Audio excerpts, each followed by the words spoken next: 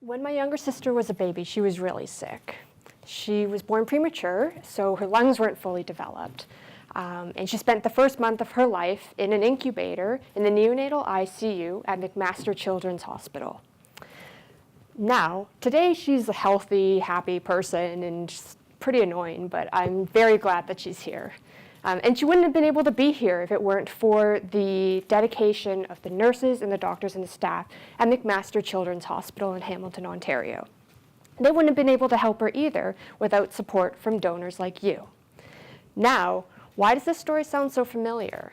You may have heard something or read something similar on the website of a hospital foundation like Sick Kids or Toronto General, or maybe you saw something similar on the front page of a GoFundMe campaign written by your cousin's friend who needs help funding their cancer treatment. Either way, it's clear that stories are a great way, and they're one of the easiest ways to motivate people to donate to a cause, whether that cause is state-of-the-art equipment purchases or covering someone's hotel bill incurred when they attend out-of-town treatment.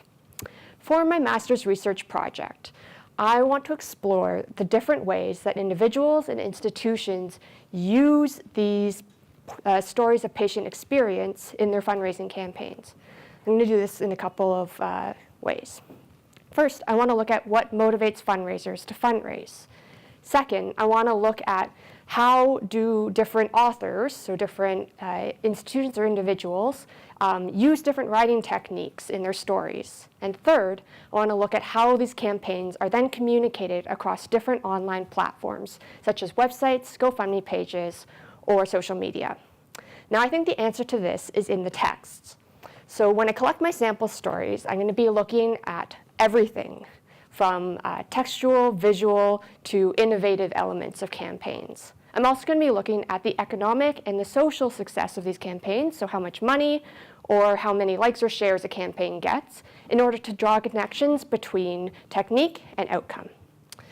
In the end, my goal is to be able to determine what works and what doesn't work for a patient's story. I hope to be able to gain some deeper insight into why it is so important to foster that human connection with your audience and be able to provide health communicators with recommendations for doing so in the future. Finally, I think that the final takeaway from this is that you should never forget the power of stories to inspire, action, and connect people. Thank you.